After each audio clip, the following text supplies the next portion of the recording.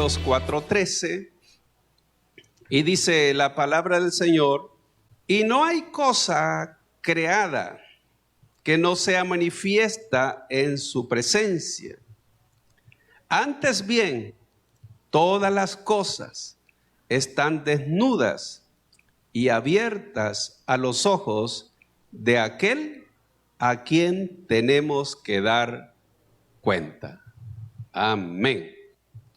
¿Cuántos saben que sí un día vamos a dar cuenta? He titulado el sermón de esta mañana: si Dios te pidiera cuentas. Y lo digo de esta manera, si Dios te pidiera cuenta, porque cuando uno predica un sermón, al primero que Dios le habla es a uno. Pero como Dios ya le habló a uno, hoy quiero hablarle de parte del Señor a usted. Todos los seres humanos tenemos responsabilidades. ¿Cuántos de los que están aquí no tienen responsabilidad? Todos tenemos diferentes tipos de responsabilidades. Las terrenales, que todo ser humano las tiene, aunque algunos no las cumplen, pero hay otras que son espirituales. Y son las que, por lo general, las personas no se preocupan porque, pues sí, no ha llegado el momento de entregar cuenta. Es como aquel que tiene una tarjeta de crédito, gasta y gasta, y a la hora de pagar está afligido cómo va a pagar. Entonces, es algo así la vida, que las personas se despreocupan por lo que va a pasar el día de mañana cuando tengan que partir y estar delante de Dios. Entonces, en esas responsabilidades terrenales, si pudiésemos mencionar algunas de ellas, comenzaría con los cónyuges. Usted sabe que los cónyuges, esposa o esposo, tienen diferentes responsabilidades. Y cada uno debe de cumplir esas responsabilidades con la persona con la cual está comprometido, ¿sí o no? No voy a mencionar las diversas responsabilidades, por supuesto. Pero también los padres tienen responsabilidades. Entonces, todos sabemos cuál es la responsabilidad de los padres, pero a la vez los hijos tienen responsabilidades. Y así sucesivamente, usted ve en las empresas, todos los empleados tienen una responsabilidad. Tienen responsabilidades de horarios, de cumplir con lo que se les asigna. Los jefes tienen sus responsabilidades. Los presidentes de las naciones tienen grandes responsabilidades. Por ejemplo, los diputados tienen responsabilidades, los alcaldes, los policías, los ciudadanos, los vecinos, todos tenemos responsabilidades. Las personas que no cumplen con ciertas responsabilidades, por supuesto, hasta pueden ir presos, ¿no? Pero bien, no quiero ahondar en eso por el tiempo, pero hay responsabilidades espirituales. Y con estas me quiero referir precisamente que Dios ha puesto a cada ser humano en esta tierra con un propósito. Aquí no estamos por pura casualidad porque, bueno, nací de mi papá, mi mamá, fue un accidente o lo que sea. A todos Dios nos ha dado, fíjese bien, nos ha dado dones, talentos, recursos y un propósito en la vida. Si alguien cumple con las responsabilidades terrenales, magnífico. Y qué bueno aquellas personas que saben cumplir con aquello que les corresponde hacer.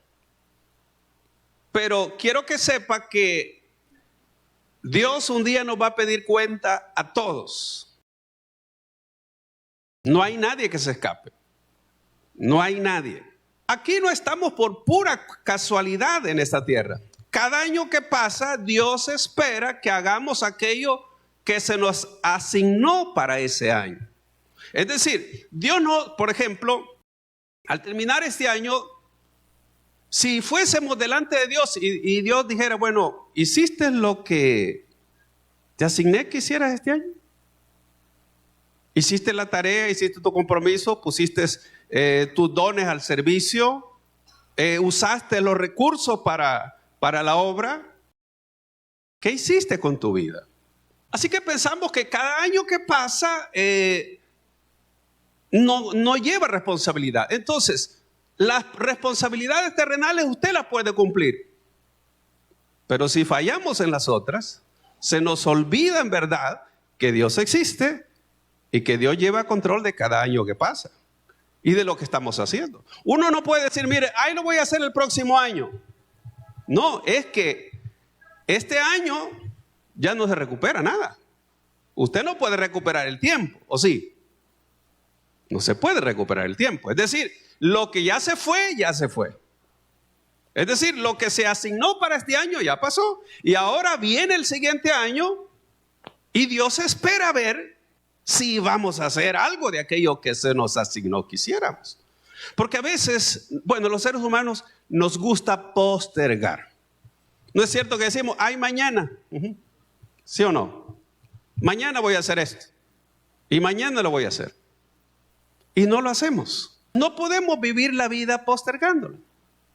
Entonces, viene la pregunta, ¿será que al terminar el año nosotros cumplimos con aquello que Dios esperaba que hiciéramos? ¿Vivimos para agradar a Dios o agradarnos a nosotros mismos?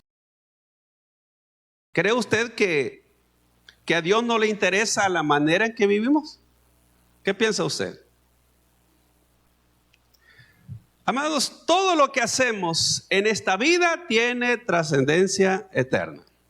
Así como lo oye.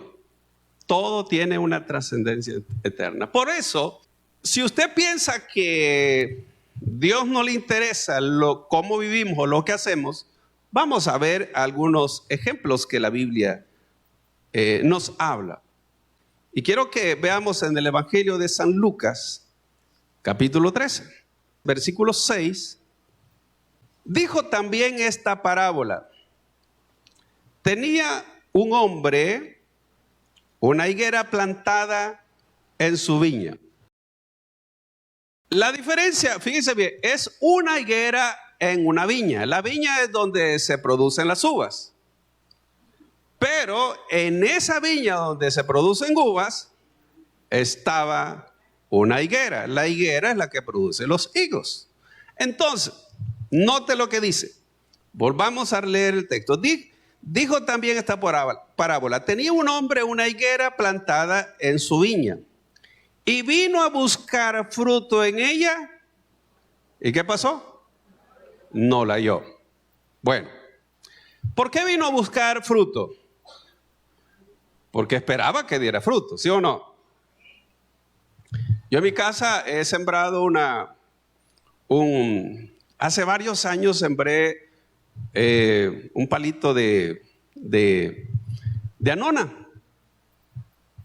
Y yo he esperado varios años que dé fruto. Y la cuestión es que quizás son de las que no dan fruto o no sé. Porque el fruto ya me da 3 años, me va dando después de la fecha y un fruto que no se come porque al final se seca. Entonces, este año que viene le voy a dar. Ahí tiene varias anonas. Si usted va a mi casa, ahorita va a mi casa, ahí va a ver que tiene varias anonas. Pero estamos en diciembre. Las anonas no salen en diciembre. Salen en agosto. Entonces, como yo he estado esperando que diese fruto, y el que ha dado, lo ha dado después, pero es un fruto quizás no comestible, entonces le va a tocar. Entonces, fíjese bien lo que dice acá, versículo 7. Y dijo al viñador, y aquí, oiga, hace 3 años que vengo a buscar fruto en esta higuera y no lo hallo. Córtala. ¿Para qué inutiliza también la tierra? Quiere decir que, óigame, El dueño de esa viña venía cada año. Cada año venía a buscar. Voy a ver si dio fruto. Pasó el 1, 2, 3. Le dio 3 años. ¿Cuánto le ha dado a usted? Para que dé fruto. Y yo he estado esperando. Voy a ver. Tal vez el otro, tal vez el otro, tal vez el otro. Note, he venido 3 años, dice. Llevaba la cuenta. Y dice, no lo hallo. ¿Y sabe qué dijo? Córtela. Córtela. Oiga, y mire lo que dice. ¿Para qué inutiliza también la tierra? Es decir, aquella persona que vive y no da fruto está inutilizando la tierra. ¿Por qué? Porque todo lo que se siembra debe de dar fruto. Me refiero si es un árbol frutal. Eso significa que Dios cada año espera de nosotros aquello que se nos asignó que hiciéramos, o el fruto que Dios espera. Y esto tiene aplicación, por supuesto, en San Juan capítulo 15, que habla pues de la vid. Entonces tiene aplicación. No puede decir uno que no. Esto tiene una aplicación realmente no solo en este texto. ¿Ve? Porque San Juan 15 ya habla precisamente de esa vid, ¿verdad? Y que nosotros somos los pámpanos. Y todo pámpano que no da fruto, dice que es cortado. Y aquel que da fruto tiene que dar más fruto. Y el que da más fruto tiene que dar mucho fruto. Es decir, Dios espera en verdad que cada uno rinda aquello que debe dar. Si es fruta, pues hay que dar fruto. Versículo 8. Él entonces respondiendo le dijo, Señor, déjala todavía este año. Oiga, déjala todavía este año, hasta que yo cabe alrededor de ella y la abone. Y si diere fruto, bien. Y si no, la cortarás después. Entonces, yo hago casi siempre esta pregunta cada año. ¿Para qué quiere el otro año usted? Vaya, si Dios le dice a usted, mira, dame una razón por la cual quieres que te dé un año más de vida. ¿Qué razón le va a dar a usted? Usted le puede decir, mire, es que tengo hijos, es que quiero... No. O sea, ¿realmente es para hacer tus cosas o para hacer aquello que yo planeé para ti? Porque siempre estamos viendo aquello que me beneficia o aquello que yo quiero. Pero la vida no se trata solo lo que yo quiero, es lo que Dios quiere. Pero eso es cuando entendemos que Dios tiene un propósito para nosotros. Entonces, note que aquí vemos que le dijo, déjala todavía este año. Ahora, si diere fruto, bien. Y si no, dice, dale. Si no, córtala. Porque está inutilizando la tierra. Eso quiere decir que Dios cada año espera fruto de nosotros. Espera que hagamos aquello que Dios asignó para nuestra vida. Eso tiene que ver con el propósito, porque Dios nos creó con un propósito. Y ese propósito precisamente es aquello que Dios dijo, esto lo vas a hacer tú y solo tú puedes hacerlo. Así que aquí tenemos ese ejemplo. Ahora, quiero que vea otro pasaje conocido, Isaías 5, del 1 al 5. Ahora cantaré por mi amado el cantar de mi amado a su viña. Tenía mi amado una viña en una ladera fértil. La había cercado y despedregado y plantado de vides escogidas. Había edificado en medio de ella una torre y hecho también en ella un lagar. Y esperaba que diese uvas. ¿Y qué dio? Ahora, note que Dice que este amado tenía esa viña, la había despedregado, había plantado, dice, vides escogidas. Había edificado en medio de ella una torre. La torre habla del templo. Había también un lagar. El lagar se refiere a la ley. Y esperaba que diese uvas. Y dio uvas silvestres. Es decir, no se comían porque son de las que nacen, de las ácidas, de las que nacen solas. Versículo 3. Ahora pues, vecinos de Jerusalén y varones de Judá, juzgad ahora entre mí y mi viña. ¿Qué más se podía hacer a mi viña que yo no haya hecho en ella? En otras palabras, mire, yo hice con mi viña todo lo que podía hacer. Y dice, no hay otra cosa. ¿Qué más podía hacer yo? Sí hice todo. Es decir, la planté en una ladera fértil, la cerqué alrededor, le puse una torre, le di la ley y esperaba que diese fruto, uvas, y dio uvas silvestres. Entonces dije, ¿qué podría hacer? Entonces, dice siempre versículo 4. ¿Cómo, esperando yo que diese uvas, ha dado uvas silvestres? Os mostraré pues ahora lo que haré yo a mi viña. Le quitaré su vallado, es decir, su protección, y será consumida. Aportillaré su cerca y será hollada, es decir, pisoteada. En otras palabras, Dios dice, bueno, yo hice todo lo que debía hacer, pero como no dio fruto, así que le voy a quitar la protección, que se abra brecha, que la pisotee, porque de todos modos no sirve mi viña. Entonces, claro, sigue diciendo que la viña es Israel. Israel es la viña. Ahora, alguien puede decir, bueno, pero eso se trata con Israel. Fíjense que de la viña habla precisamente de Israel, pero quiero que vea este texto de Mateo 21:43. Mateo 21:43. Dice así: por tanto os digo que el reino de Dios será quitado de vosotros y será dado a gente que produzca los frutos de él. Mire, Jesucristo estaba narrando la historia de una viña que la arrendó y dice que mandó a sus siervos a pedir el fruto. Usted ve el contexto de este capítulo de Mateo. Habla que él tenía una viña, un señor tenía una viña, la arrendó.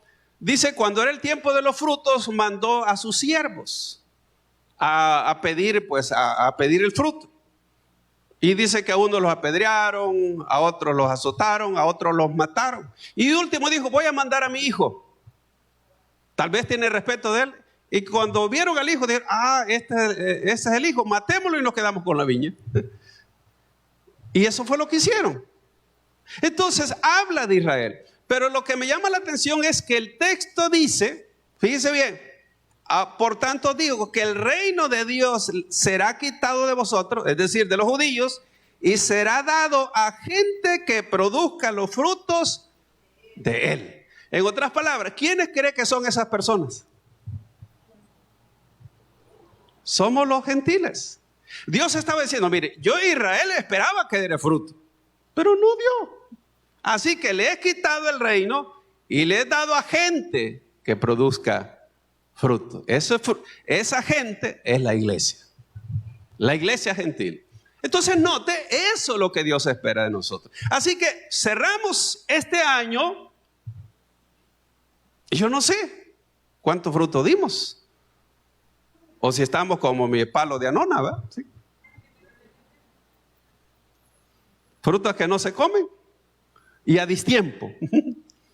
Es bueno que reflexionemos. ¿Qué cuenta le vamos a rendir? Por eso el tema, recuérdense, el título del sermón, si Dios te pidiera cuentas.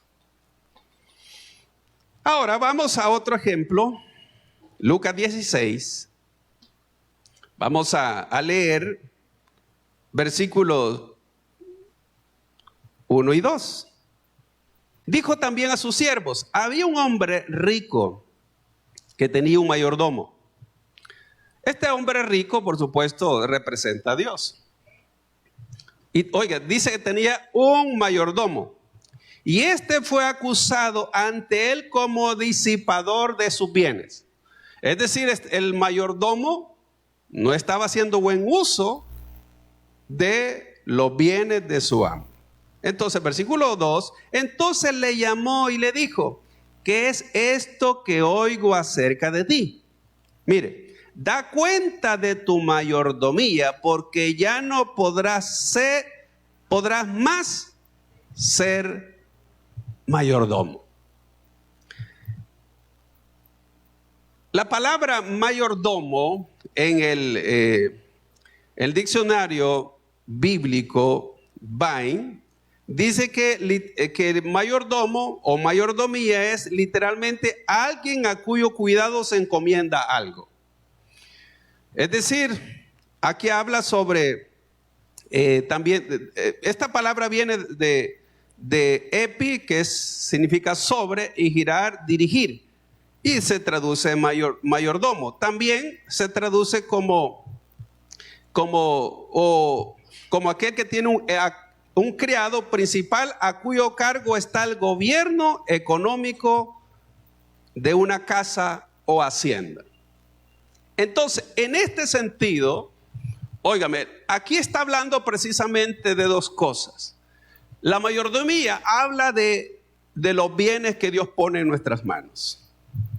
Oiga, y que según la Escritura nosotros somos mayordomos. Es decir, Dios pone bienes materiales. Y esos bienes materiales nosotros tenemos que darle buen uso. Por eso dije que somos mayordomos. Nosotros no somos los dueños. Oigan, de hecho, no somos dueños de nada. Todo lo que tenemos no es nuestro, ni la vida es nuestra. Así que si usted tiene casas, carros, no es suyo. Usted es un administrador. No somos dueños. Alguien más nos lo dio. Y un día, por supuesto, nos van a pedir cuenta de esa mayordomía. ¿Qué hicimos con eso que Dios puso en nuestras manos? Entonces, la mayordomía no es solo cuestión de tomar las cosas, amados, que nos han sido dadas, sino considerar el criterio de aquel que nos dio las cosas para saber para qué las vamos a ocupar. Todos decimos: mi dinero, mi casa, mi familia, mi carro o lo que sea. Pero Dios dice: mira, todo es prestado. Yo quiero que lo uses adecuadamente. Entonces este mayordomo tenía que administrar los bienes de su amo. Entonces, pero hay algunas cosas que debemos considerar. Primero, la forma en que la gente cuida de lo poco es un indicador de cómo cuidará una suma mayor. Mire lo que dice el versículo 10 del capítulo 16 de Lucas. Dice: el que es fiel en lo muy poco, también en lo más es fiel. Y el que en lo muy poco es injusto, también en lo más es injusto.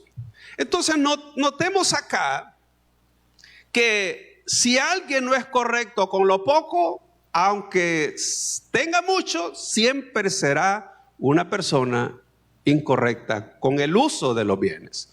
Es decir, ya sea que yo tenga poco o yo tengo más, siempre será infiel. Aquí lo dice este texto.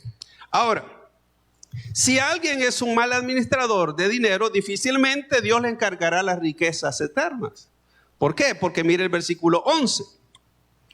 Pues si en las riquezas injustas no fuiste fieles, ¿quién os confiará lo verdadero?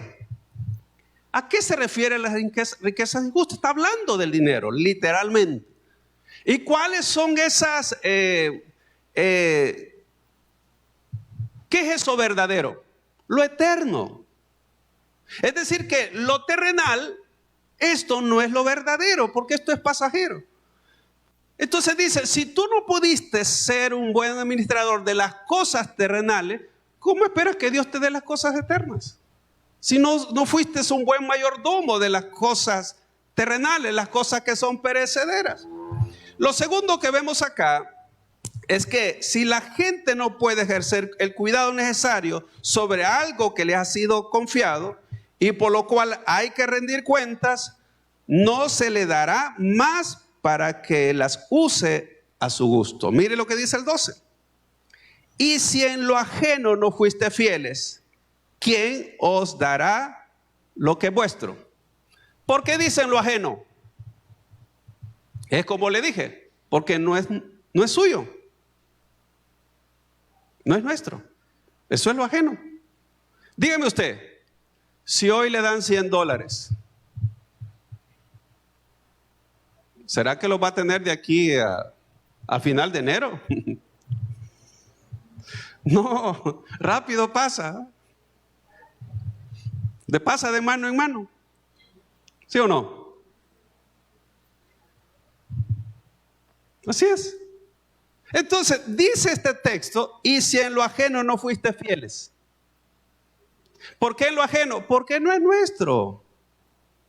Es de Dios. Y Dios quiere que seamos fieles. Entonces dice, ¿quién os dará lo que es vuestro?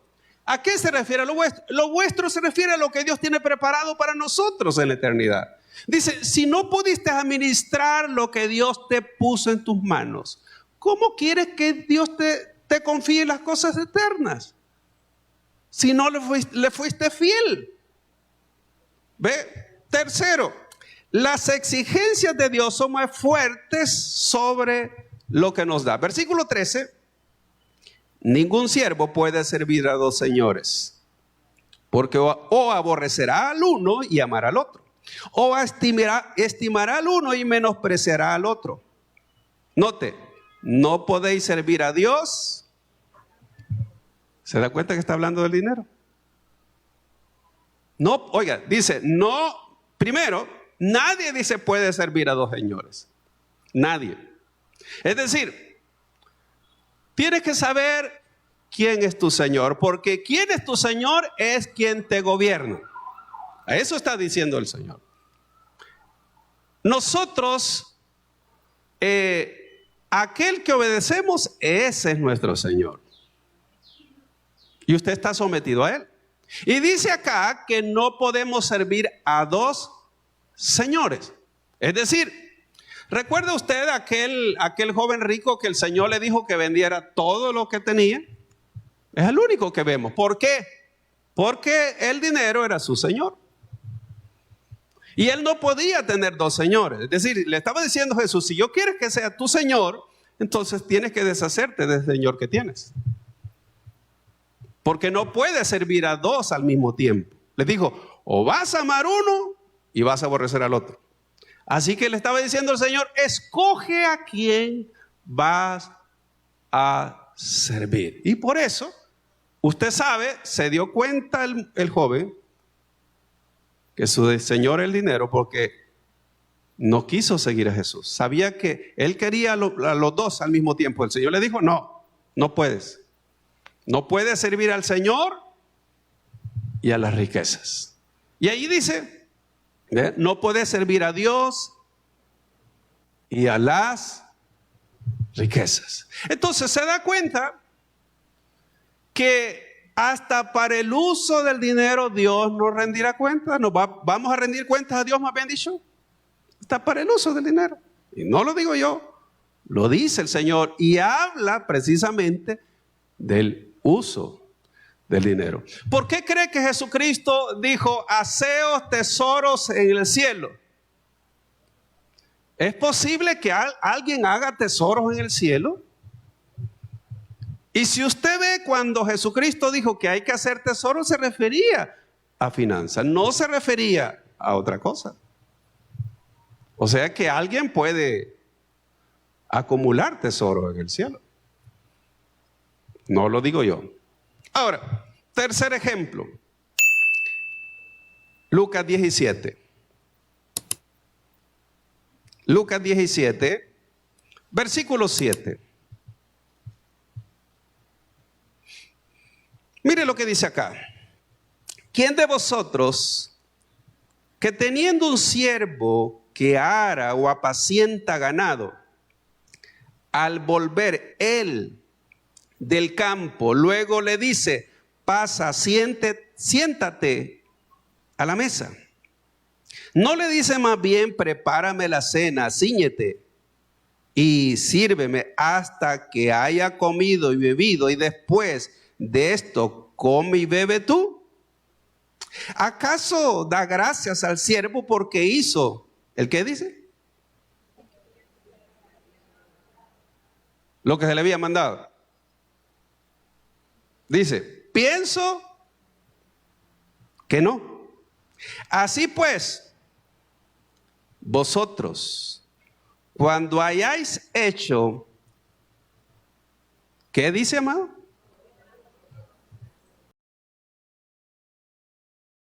Todo lo que os ha sido, oiga, hay algo que nos fue ordenado en este año que finalizamos hoy.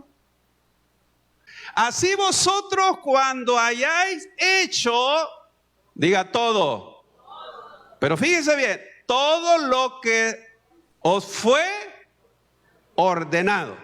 Pregunto, ¿Dios nos ordenó algo para 2023? Primero. Segundo, ¿lo hicimos? ¿Lo hizo usted? ¿Qué se le ordenó que hiciera? Y usted dice, al hermano Orlando le dije, mire, quiero que me haga esto. Y vengo el otro día, no estaba hecho. ¿Y qué le pasó? Se me olvidó. Y ayer le recordé. No, ya lo hice. Vaya. ¿Será que nosotros somos olvidados? Dice, o no sabemos lo que se nos ordenó. Y si vamos a comenzar un nuevo año, ¿hay algo que Dios dice que debe de hacer usted? Note, vuelvo y repito, dice acá, así también, el versículo 10, así también vosotros cuando hayáis hecho, oiga bien, cuando hayáis hecho todo lo que os ha sido ordenado, decid, ¿cómo tenemos que decir? ¿Siervos qué? Somos.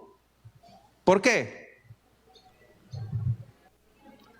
Porque lo que debíamos hacer, muchos no llegamos a ser ni siquiera inútiles. El inútil llega a tiempo a su servicio. No llega media hora después. Sí. O sea, el inútil sabe que tiene que estar antes que los demás. Pero el que no llega inútil, llega después. O sea, aquí está diciendo que inútil nada más es el que hace lo que se le ordenó que haga. Pero el que no llega ni al título de inútil. Aquel que hizo todo, oiga, todo lo que se le ordenó, ese puede decir, siervos inútiles somos, pues lo que se nos ordenó que hiciéramos, eso hicimos nada más. Ahora, Jesucristo, oiga, dijo que nosotros tenemos que hacer más de lo que se nos ordenó. Busque Mateo 5:41. Y a cualquiera que te obligue a llevar carga una milla, ve con él 2. Es decir, si la persona, si solo llevaba una milla la carga, era inútil. Porque no hacían nada más. Solo lo que se le ordenó. Pero si llevaba la siguiente, es decir, hizo lo que se le dijo, pero hizo otro tanto extra, ese sí ya es más que inútil. Ese ya es un siervo diligente. ¿Cuántos fuimos diligentes este año? Levante la mano. Más vale que no levantó, porque no le va a hacer.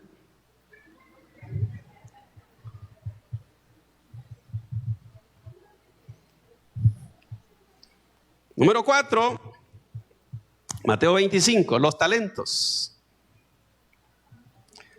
25:14, mire lo que dice acá, Mateo 25:14.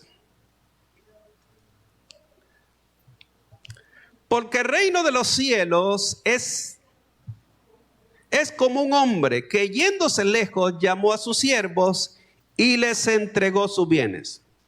A uno dio 5 talentos, a otro 2, a otro 1.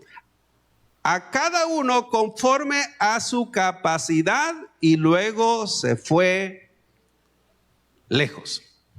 Por tiempo no lo leemos, pues usted conoce la historia. Pero cuando viene este hombre que le dio los talentos, ustedes saben de qué se refiere, por eso no voy a ahondar, pero le pide cuentas a los que le dio los talentos.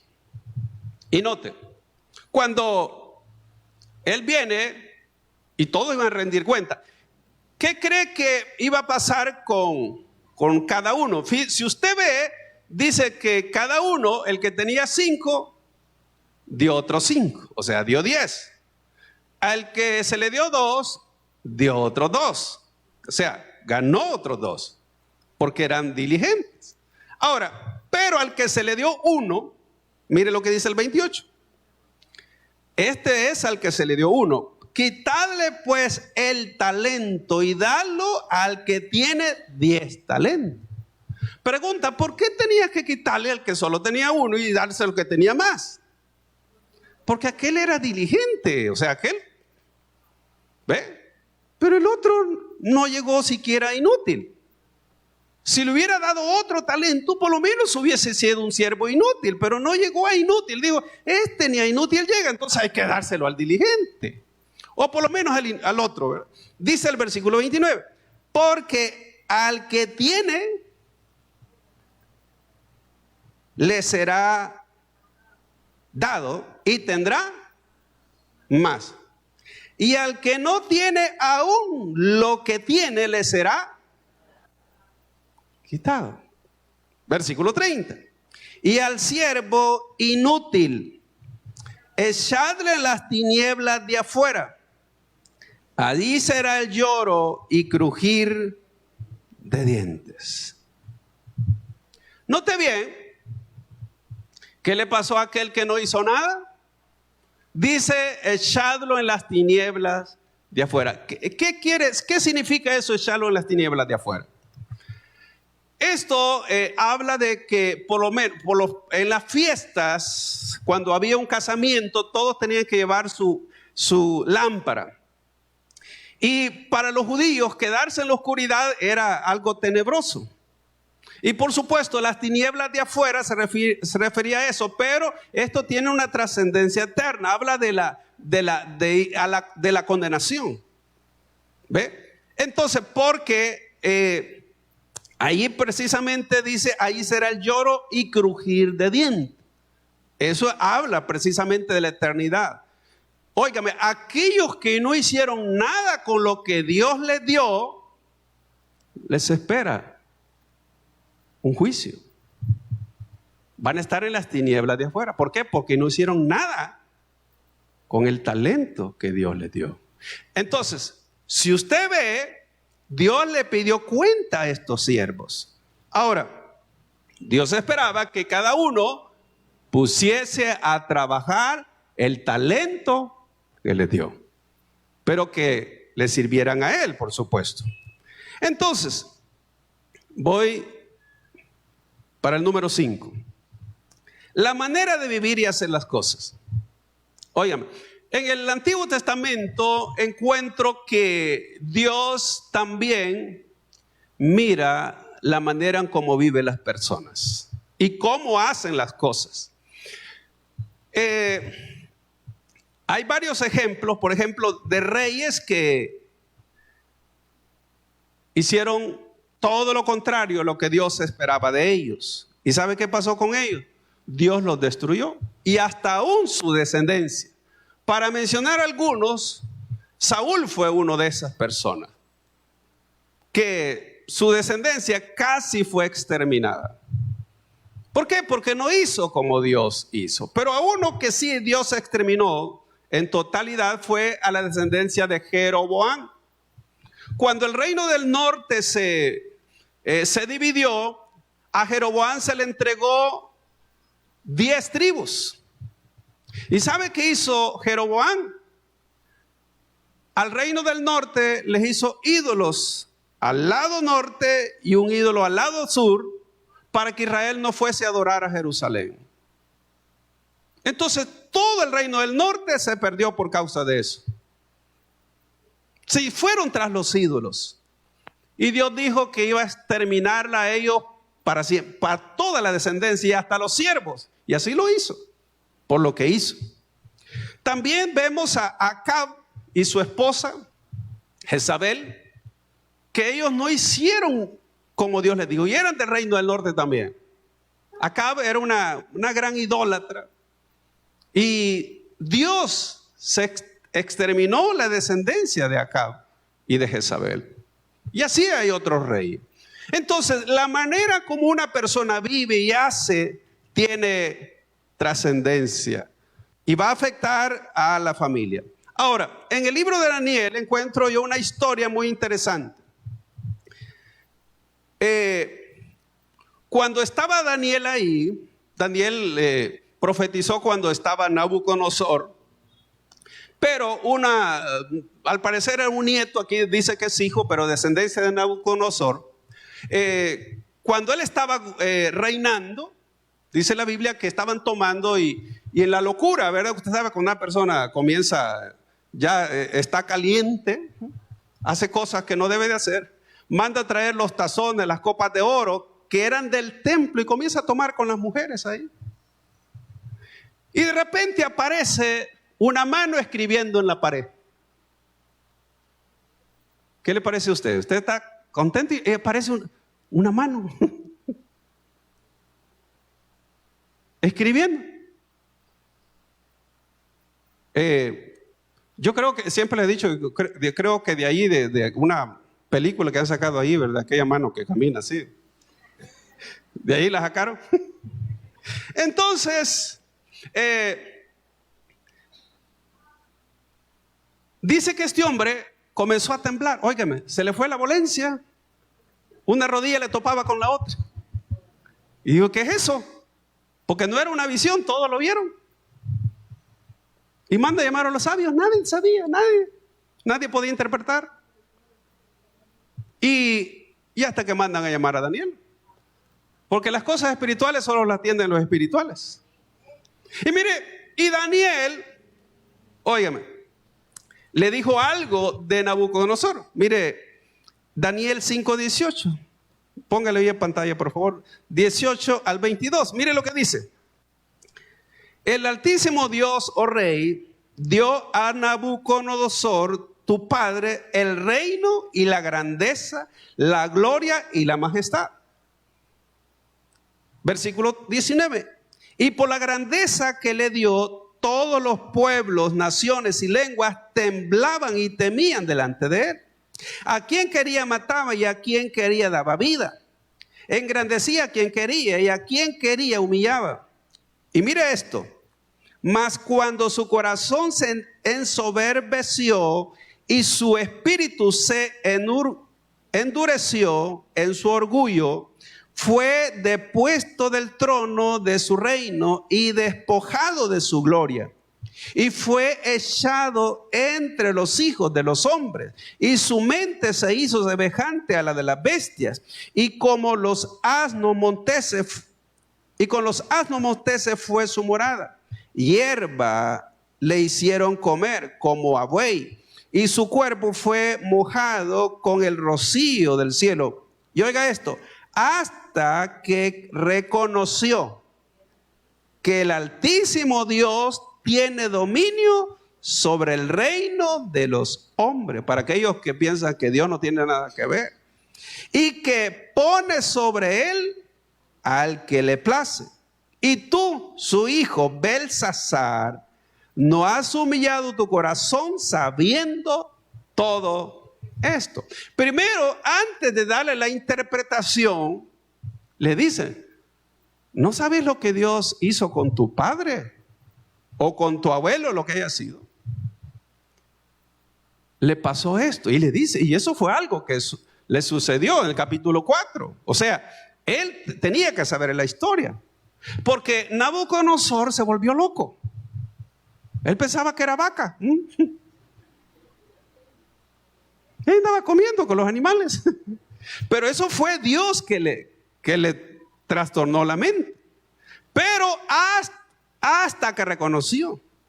¿Sabe por qué? Porque había mucho orgullo. Por eso Dios detesta a las personas orgullosas, a los arrogantes. Entonces se había hecho muy orgulloso. Dios, esta es la Babilonia que yo he construido. Y se jactaba. Y entonces Dios le hace ver el error y lo hace, óigame, que comiera con los animales. Le crecieron las uñas, el pelo le creció. Y él pensaba que era un animal. Pero todo cambió hasta que él reconoció. Oiga, entonces, luego Dios le interpreta. Pues a través de Daniel, Daniel le interpreta el sueño. Entonces, mire, el 5:24. Entonces, de su presencia fue enviada la mano que trazó esta escritura. Y la escritura que trazó es Mene, Mene, Tekel, Uparsin. Oiga, esta es la interpretación del asunto. Mene, contó Dios tu reino y le ha puesto fin. Tekel, pesado, oiga, has sido en balanza y fuiste hallado. ¿Qué le parece? Oiga, pesado fuiste en balanza y te faltan 10 para el peso. Hermanos, si al final el año Dios nos pesa y dice, mira, aquí le falta mucho. No llenaste la medida que yo esperaba. Fíjese bien que le dice, pesado fuiste en balanza. Pesado ha sido en balanza. Y fuiste hallado falto. Qué terrible, ¿no? Terminemos. Dice Pérez, tu reino ha sido roto y dado a los medos y a los persas. Óigame, y de veras que esa noche se cumplió la palabra. Entonces, para que vea que hasta con la gente impía, Dios también trata. ¿Qué espera el Señor de nosotros para este nuevo año? Le pregunto, ¿qué cree que espera Dios? ¿Usted cree que podemos vivir como queremos? Y al final de cuentas, ¿verdad? Es mi vida y yo puedo hacer con mi vida lo que quiera. No es su vida, hermano, si es prestada. ¿Sí o no? Estamos muchas veces conscientes de eso, pero seguimos haciendo con nuestra vida lo que nos parece que es bueno. Y ahí estamos. Año tras año repetimos lo mismo, hacemos lo mismo, vivimos lo mismo. Y queremos decir, Señor, dame otro año más. Y Dios dice, ¿para qué querés, hombre? Si estás desperdiciando la tierra. O estás, como dice ahí, veamos, Lucas 12:42. Lucas 12:42. Mire lo que dice. Y dijo el Señor, ¿quién es el mayordomo fiel y prudente al cual su Señor pondrá sobre su casa para que a tiempo le dé su ración? Bienaventurado aquel siervo al cual cuando su Señor venga le halle haciendo así. En verdad os digo que le pondrá sobre todos sus bienes. Mas si aquel siervo dijera en su corazón, mi señor tarda en venir, es decir, Dios, el Señor no viene todavía, ¿va? Y comenzare a golpear a sus criados y a las criadas, y a comer y a beber y a embriagarse, vendrá el Señor de aquel siervo en día que éste no espera. Óigame, la muerte así llega, en el día que no espera. Mire, y a la hora que no sabe, y le castigará duramente y le pondrá con los infieles. ¿Qué le parece? ¿Usted quiere estar con los infieles o con los fieles? Y aquí habla de la eternidad. Versículo 47. Aquel siervo que conociendo la voluntad del Señor no se preparó ni hizo conforme a su voluntad, ¿qué dice? Volvamos a leer ese texto. Póngale atención. Aquel siervo que conociendo la voluntad del Señor, ¿qué dice? No se preparó ni hizo conforme a su voluntad. ¿Qué va a pasar? ¿Cuántos azotes recibirá? Oiga, el siervo que conoce la voluntad de su Señor. Pregunto, ¿usted conoce cuál es la voluntad de Dios para su vida? Más dice, aquel siervo que conociendo la voluntad de su Señor, primero dice, no se preparó. Mire, ni hizo conforme a su voluntad. Dos cosas. Ni se preparó, ni hizo conforme a su voluntad. ¿Qué va a pasar con ese siervo? Recibirá muchos azotes. Versículo siguiente. 48. Mas el que sin conocerla hizo cosas dignas de azote. Es decir, aquel que no sabe cuál es la voluntad de Dios. Un impío, pues, por ejemplo. Dice, hizo cosas dignas de azote, dice, será azotado. Mire, amado. Oiga, ponga atención a esto. Las personas que conocen cuál es la voluntad de Dios y no hacen como Dios dice, este va a ser azotado mucho. Pero aquel que no conoce la voluntad de su Señor y hace cosas dignas de azote, será azotado poco. ¿Por qué? Porque aquel era ignorante. Dice que será azotado poco. Ahora, terminemos. Porque a todo aquel a quien se le haya dado mucho, mucho se le demandará. Y al que mucho se le haya confiado, más. Esto es tremendo. Quiere decir que a todos los que estamos aquí, Dios nos ha dado. Yo no sé si mucho o poco, pero a todos se nos dio talento, dones, recursos y tiempo.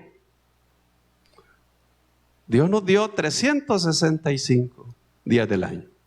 Pero en esos 365, no solo nos dio la vida, nos dio esos dones, nos dio los talentos, nos dio recursos.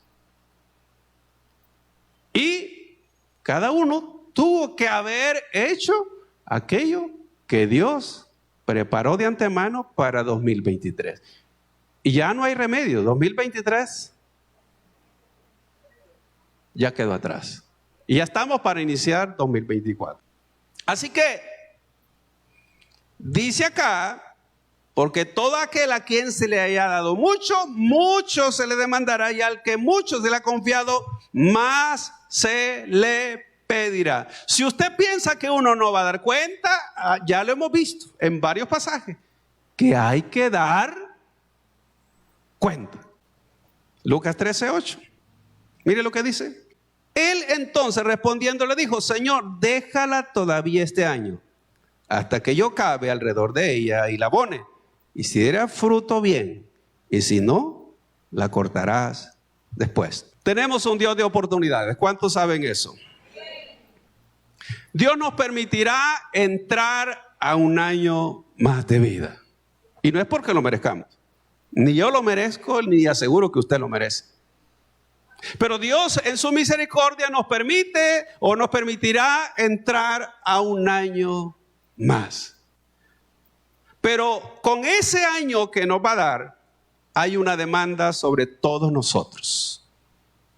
Dios no está esperando mucho de los impíos, pero sí de sus hijos. Dios no espera mucho de aquellos que no lo conocen, pero de su pueblo sí espera. Por lo tanto, si vamos a entrar al nuevo año, tenemos que tener un motivo para decirle a Dios: Señor, yo quiero que me des este año, porque quiero estar en tu voluntad. Quiero hacer aquello que tú diseñaste que yo hiciera. Quiero cumplir mi propósito. No quiero vivir descuidadamente. Quiero en verdad agradarte y vivir para tu gloria. Quiero en verdad, Señor, honrarte con la vida que me das. Porque la vida no es mía, es tuya, porque tú la compraste con tu sangre, Señor. Reconocer en verdad, amados, que la misericordia de Dios es la que nos da cada día esa oportunidad y de poder nosotros comenzar un año nuevo. Así que con ese año nuevo hay una demanda sobre cada creyente. Independientemente si usted es nuevo, tiene muchos años, independientemente hay una demanda de parte de Dios. Y por lo tanto, si llegamos al final de este año y no tenemos como nada para ofrecerle a Dios, digámosle a Dios: Señor, permítenos que en este año nuevo, por lo menos hacer aquello que tú esperas. Hemos llegado al final de este mensaje. Si usted no ha recibido a Jesucristo como su Señor y Salvador personal, o usted se ha alejado de los caminos de Dios y desea reconciliarse, yo le hago la invitación para que en esta oportunidad reciba a Cristo. ¿Y cómo lo va a hacer? Repitiendo conmigo la siguiente oración: Señor Jesús, yo te recibo hoy como mi único Salvador personal. Creo que eres Dios, que moriste en la cruz por mis pecados y que resucitaste al tercer día. Me arrepiento, soy pecador. Perdóname, Señor. Doy gracias al Padre por enviar a su Hijo a morir en mi lugar. Gracias, Jesús, por salvar mi alma hoy. Amén. Si usted ha hecho esta oración, yo le invito para que se congregue en una iglesia donde se predique el Evangelio de Jesucristo. Que usted pueda también leer la palabra de Dios para que tenga mayor conocimiento de Él y pueda orar. Orar es platicar con Dios. Y si no, le invitamos a nuestra iglesia en Tabernáculo de Restauración, acá en Soyapango, con nuestros horarios de día domingo, 8 y 10. Día de semana tenemos 2 servicios, el día miércoles y día viernes a las 6 de la tarde. Todos serán bienvenidos. Que Dios les bendiga.